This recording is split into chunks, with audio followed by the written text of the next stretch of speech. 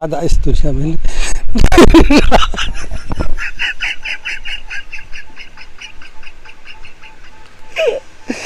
दुनिया में नहीं रहा। उसको मस्जिद में गोली मार करके चाकू मार करके उसको वहीं शहीद कर दे। उनको कड़ी से कड़ी सज़ा होनी चाहिए, फांसी के तख्ते तक पहुंचानी चाहिए। इमाम को जो है मारा है, मस्जिदों को जलाया है। जय हिंद दोस्तों, मेरा नाम है रजा अंसारी। जिस तरह से नूह मेवात में एक जो है सांप्रदायिक दंगा होता है और उसके बाद वो दंगा आगे बढ़ते हुए गुरुग्राम पहुंच जाता है। उस गुरुग्राम के सेक्टर 57 की एक अंजुमन जामा मस्जिद में एक मौलाना साहब को जो है पीट कर मौत के घाट उतार दिया जाता है और उसके बाद उसकी मॉब लिंचिंग कर दी जाती है। बताया ये जा रहा है कि 13 मरतबा से ज़्यादा उसके जो है बदन पे जो है चाकू मारे गए और उसके बाद जो है उनकी जो है उसी तरीके से उनकी हत्या कर दी जाती है। वो जो है बिहार के सीतामढ़ी डिस्ट्रिक्ट के मनियाडी एक जो गांव है, एक छोटा सा गांव है, वहां के रहने वाले थे और उनके पिताजी मेरे साथ है। सबसे शर्मनाक बात यह है कि पूरे देश भर में जब भाजपा की सरकार आती है तो सबका साथ, सबका विकास, सबके विश्वास की बात करती है, मगर उसी सबके साथ और सबके विश्वास और विकास वाले जो है भाजपा के प्रदेश में एक मौलाना के साथ इस तरह का घटना होना कहीं ना कहीं लोकतांत्रिक जो मूल्य है वो कमज़ोर हो रहा है देश में। इनका नाम मुश्ताक साहब है और इनसे जो है बात करने नहीं आए बल्कि एक दर्द इनका साझा करने की कोशिश करेंगे कि आखिर जिस तरह से इन्होंने अपने बेटे को खोया है तो किस तरह से इस पूरे हालात को देखते हैं। मुश्ताक साहब, सबसे पहले कि ये नहीं कहेंगे कि बेटा आपने खो दिया, बल्कि पूरे देश ने जो है एक लोकतांत्रिक मूल्य जो होता है उसको कमज़ोर होते हुए देखा आपके बेटे के शक्ल में। तो आपको कब खबर मिली और किस तरह से जानकारी हुई जो आपके मौलाना साहब जो आपके बेटे हैं उनके साथ ये घटना हुई? मुझे ये खबर सुबह जो है फजर के वक्त जो है 4 बजे जो है ये खबर मिली। मैं यहाँ नहीं था, मैं अपने ससुराल था। मैं नीचे सोया था, मेरा साला ऊपर सोया हुआ था। वो वहाँ से 4 बजे आके मेरा कुंडी खटखटाया।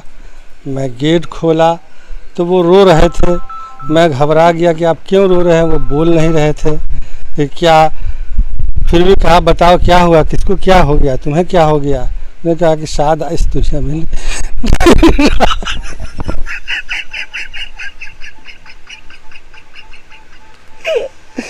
दुनिया में नहीं रहा। उसको मस्जिद में गोली मार करके चाकू मार करके उसको वहीं शहीद कर दिया। मेरा वही एक लड़का था जो मेरे घर का चिराग था, उसी के जरिए मेरा घर चलता था। मैं ज़ईफ हो गया, मैं कमाने के लायक नहीं। मेरा 8-10 परिवार। मुझे एक बच्चे को नौकरी चाहिए सरकारी, मेरे बच्चे के लिए इंसाफ चाहिए।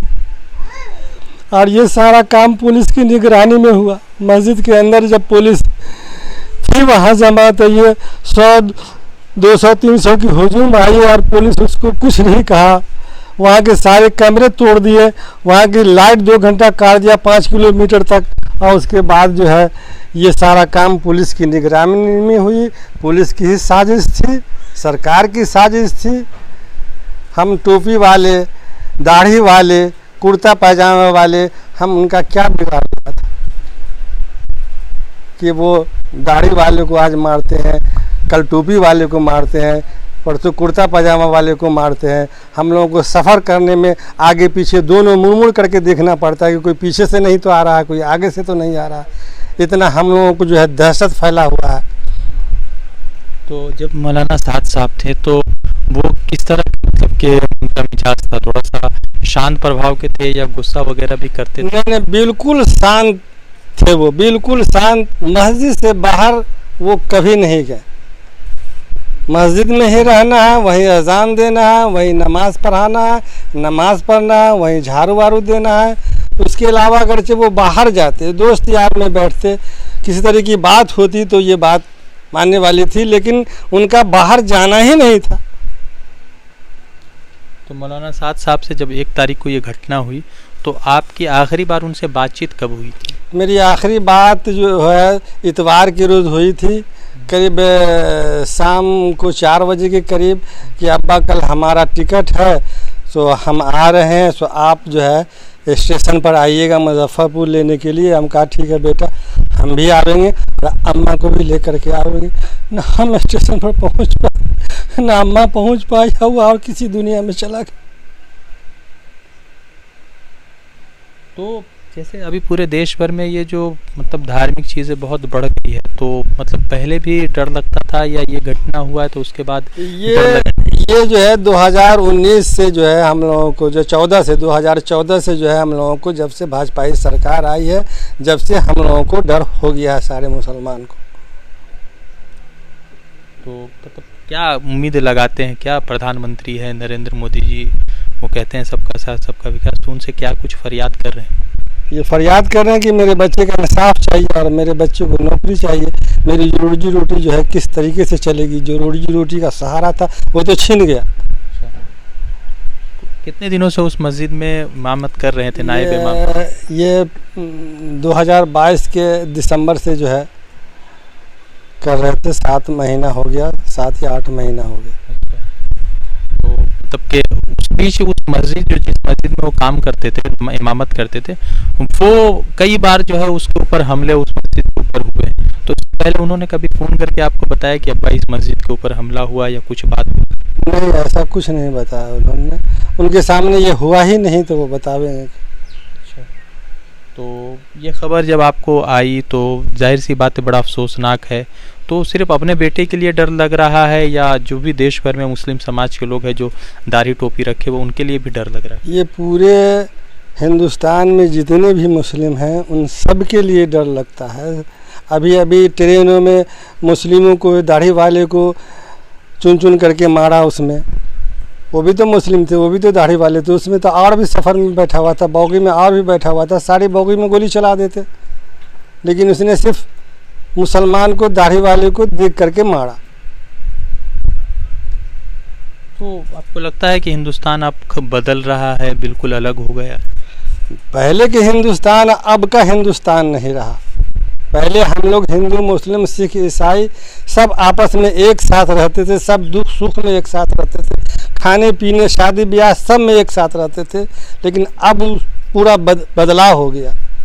तो जब ये खबर हुई तो आपके आस पड़ोस में जो भी हिंदू भाई लोग थे वो लोग यहाँ जो मेरे जो गांव में जितने हिंदू हैं वो तो मेरे साथ रो करके वो अपना हाल बुरा किए हुए थे।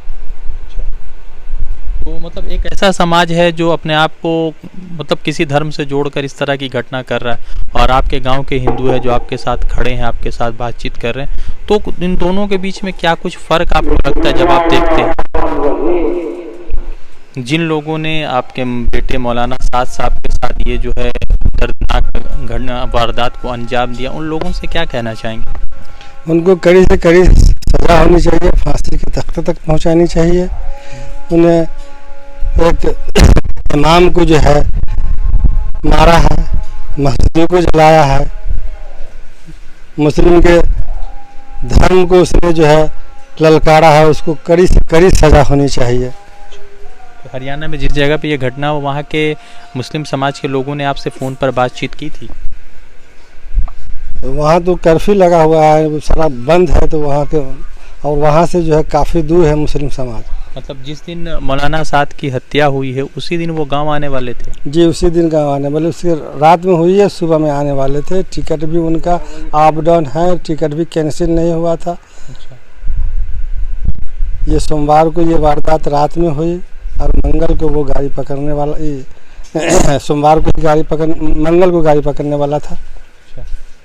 तो और एक ये है कि जो पूरे देश भर में इस तरह की नफरती माहौल को बढ़ावा दे रहे हैं, उन लोगों को क्या अपील करना चाहेंगे? अगर उनके घर में इस तरह की मौत हो जाती तब क्या कुछ होता, तो उन लोगों से क्या अपील करेंगे? उन लोगों भाईचारा बनाए, आपस में मिलजुल करके रहें। ये देश सबका है, सब इसमें आराम से रहें।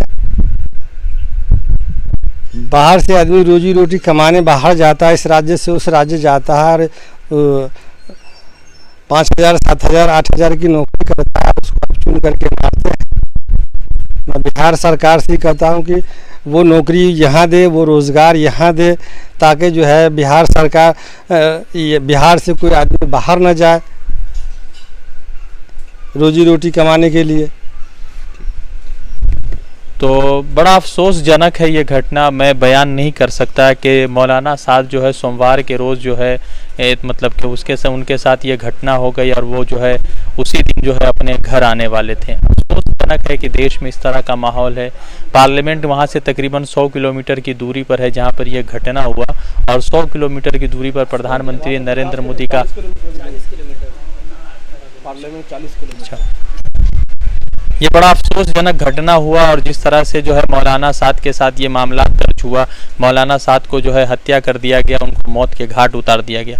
पार्लियामेंट तकरीबन 40 से 50 किलोमीटर की दूरी पर है। प्रधानमंत्री नरेंद्र मोदी का आवास भी गुरुग्राम से 40-45 किलोमीटर की दूरी पर है, जहां पर प्रधानमंत्री रहते हों, जहां पर दिल्ली पुलिस का बड़ा सा हेड क्वार्टर है, और दिल्ली एनसीआर के इलाके में इस तरह की घटना हो रही जो है। मौलाना साद के जो पिताजी थे मुश्ताक साहब, उनसे बात कर रहे थे, ये यही अपील कर रहे हैं कि जो है सख्त से सख्त सज़ा जो भी गुनाहगार मुलजिम है उनको मिलनी चाहिए, और उनके बेटे के कातिलों को जो है फांसी के फंदे तक पहुंचाया जाना चाहिए था।